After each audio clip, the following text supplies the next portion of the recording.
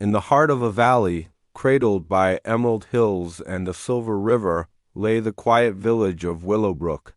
Life there was simple, filled with cobbled lanes, apple orchards, and the warm scent of baking bread.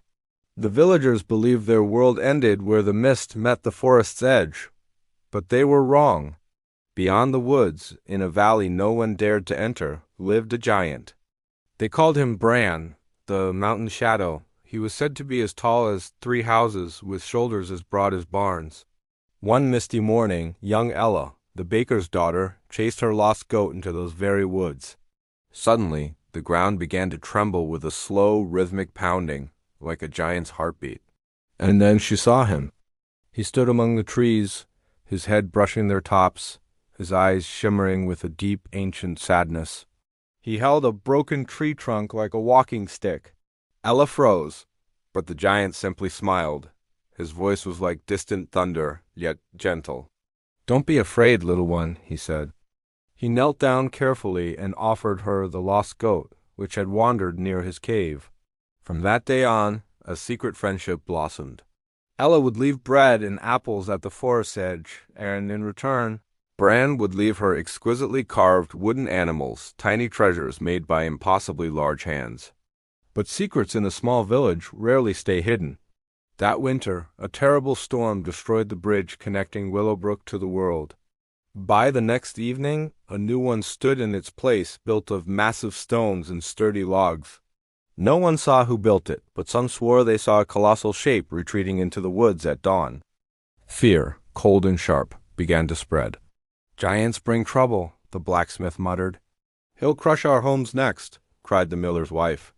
Ella tried to defend her friend, but her pleas were lost in the rising tide of panic. Torches were lit, pitchforks were raised, and the villagers marched toward the forest. That night, they set the woods ablaze, determined to smoke Bran out. The flames roared, turning the sky a sickening red. Ella ran into the inferno, her voice breaking as she called his name. Bran emerged from the smoke, not fleeing, but carrying a bundle of forest animals he had rescued from the fire. He looked at the villagers, his eyes filled with sorrow. "I have never harmed you," he said softly. "I only wished to help." Blinded by fear, they shouted and threw stones. Just then, the wind shifted with a crash of thunder, turning the fire back towards their own homes. As the villagers panicked, Bran acted.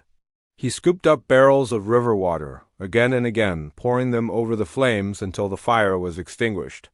His hands were burned, his strength spent. As the last ember died, he knelt by the river, exhausted. Ella ran to him, begging him to come to the village, certain they would now see his goodness. He smiled faintly. "No, little one," he whispered. "They will fear again. Men always fear what is greater than themselves." He handed her a stone pendant, carved into the shape of a heart. "Keep this," he said.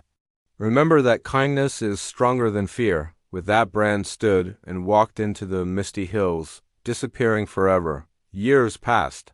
Ella became the village baker, telling her children the story of the gentle giant who saved them. Though he was never seen again, the village changed.